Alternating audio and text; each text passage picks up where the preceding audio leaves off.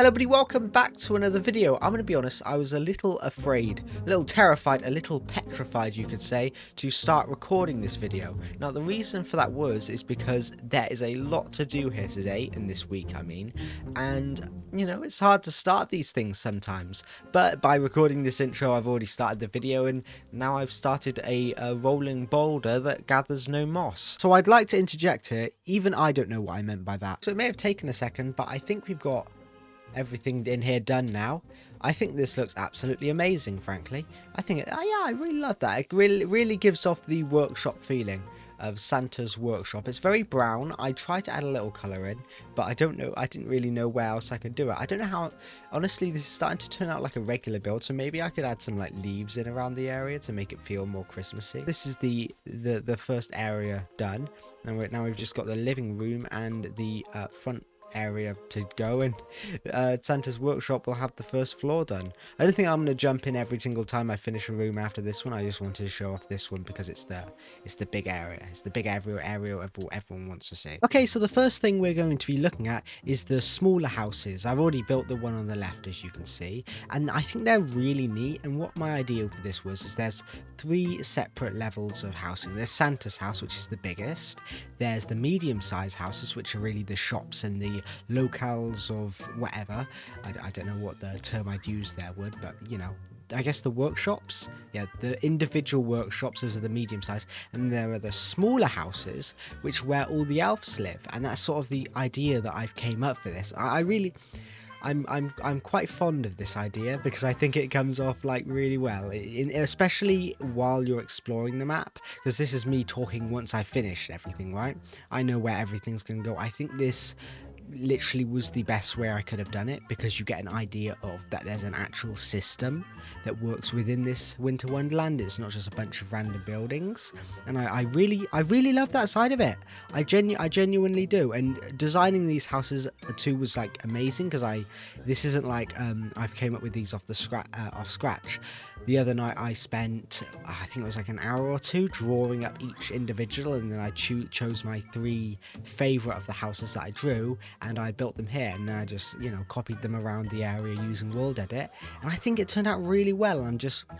Honestly, I am just overjoyed with how this map turned out towards the end, and even now I was really happy with how this build was turning out. Well, welcome back. So we've got quite a lot done. We've got a lot of the items done. I hope you saw by the time lapse, but I didn't place everything down in the time lapse. Like, one thing, originally this road here was supposed to be stone at least, but I like the idea of it being ice.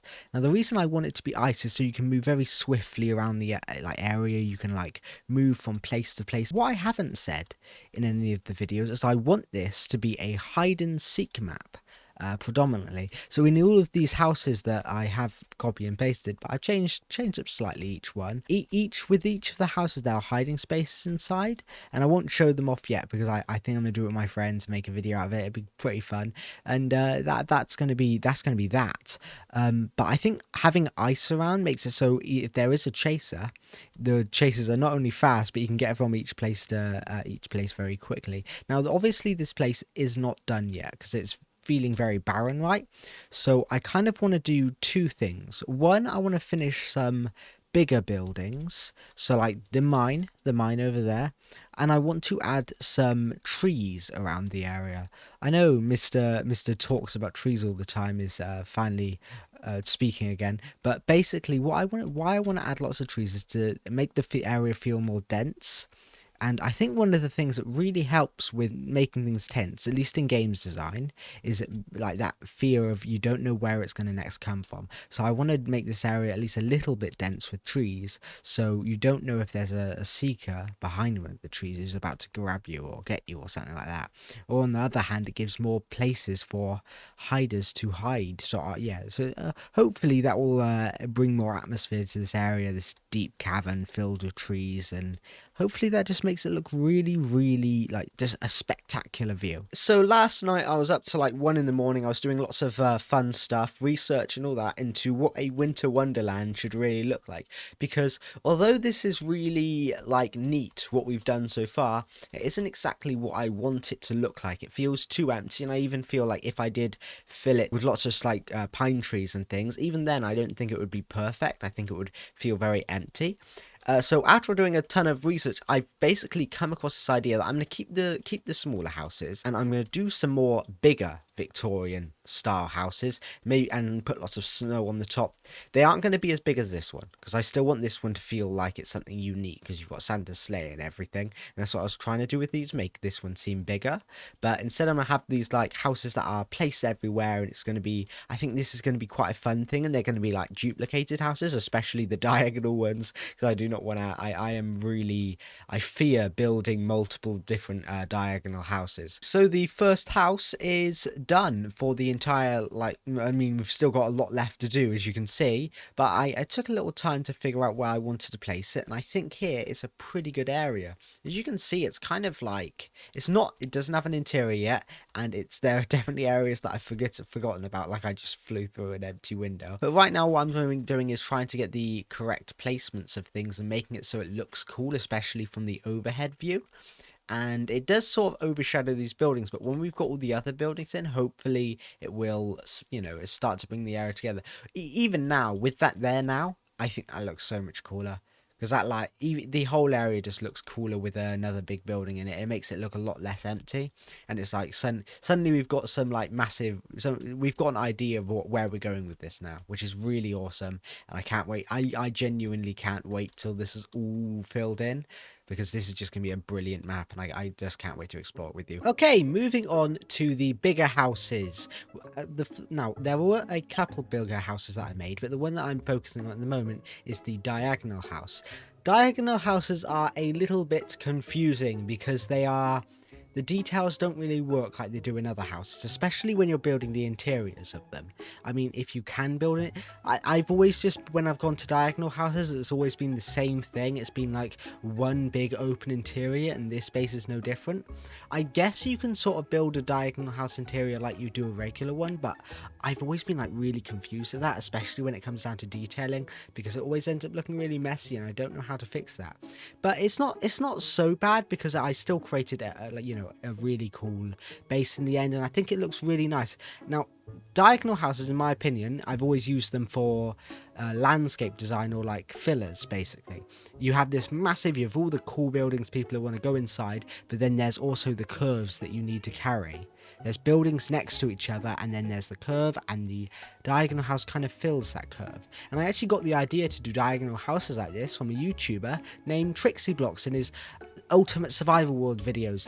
They're really amazing, but I watched his newest one, the Ultimate Survival World 2, and he started this whole new project.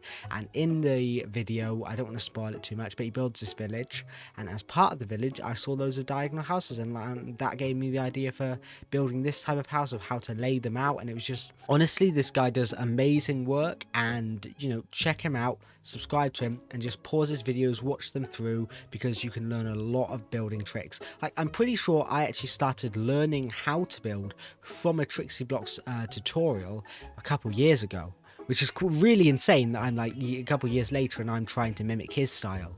Still, I'm still not as good as him. I've placed down all the diagonal houses that I wanted to do now, and I quite like these. They sort of bring the area together more, because they're more basic houses, so they don't really feel like they're duplicates, even though they are. But they look really spectacular. They look brilliant in the little atmosphere. I don't really know how to do the door, so it's kind of just like a bit of an open hole, but I don't think anybody really would bother to care about that sort of thing, like open holes and things. It's okay, I'm not being lazy, I swear. But this, I think this looks great. I think it really is starting to add life to this build, having these bigger buildings around. And they're not perfect yet. I want to add little like stone stilts below them and things, so it looks better. But this looks when they aren't floating, I think it will be really cool. And just from afar, let's ignore the floating for now. Let's use my mind control telling you to ignore it. But this is what it looks like from afar at the moment, and I think this looks really nice. It's starting to actually feel like a winter wonderland, you know. The next thing I built was a clock house, and this was a unprompted build. I think it turned out really well though. I'm not gonna lie. I'm really happy with how it turned out, especially since I wasn't planning on building it. I think there was just going to be like another house, right? It was just going to be another random house. But then I searched up online. I was thinking, like, you see all these Christmas villages and they always have a clock house in them, and clock houses look Christmassy. I'm in England, I'm surrounded by clock houses all the time, and I wasn't thinking, man, those give up a really Christmassy feel. But they really do. Without a clock house, what does Christmas even mean? So I searched up some Christmas clock houses and I based it off the ones I saw online, which are all like Christmas ornaments, but they look really nice, and I was like, all right, I'll base it off these, and you know, I think it looked really brilliant in the end. Okay, trees. We're going to start on the trees now, right? The trees have lots of different sizes. I've tried to vary them quite a bit, so you can have, like, when you're looking at the vast landscape, you can like zone in with your binoculars, and you can't really tell that they're 5 or 6 different trees that have all been copied and pasted and rotated. But by having them at lots of different levels and them look different from lots of different angles, suddenly when you've got all of them together, you don't even realize. This is like what every single builder does. When you have like those massive landscapes of trees, trust me, those trees aren't all hand built. There's like 5 or 6 that are hand built, and then they're copy and pasted, and it's such a brilliant and clever way of making vast forests of trees. And that's what I've done here, and I think it looks really nice. Now, one thing I do want to mention, and it's something I'm really proud of, is when I was first making pine trees for my Viking video I did a while back, as part of the trees, I wanted them to come to a sharper point, because pine trees really do. They go to that really sharp point, don't they? And fences weren't doing it for me. So I did chains on top. And because they're slightly see-through and they are smaller than fences, it gave off that really sharp point that I wanted them to have. And I don't know if I've seen anybody else do that. Not saying somebody hasn't, because somebody probably has, but it looked really nice, and I really love how those chains really made them look pointy. It looks really cool. I'm really happy with that.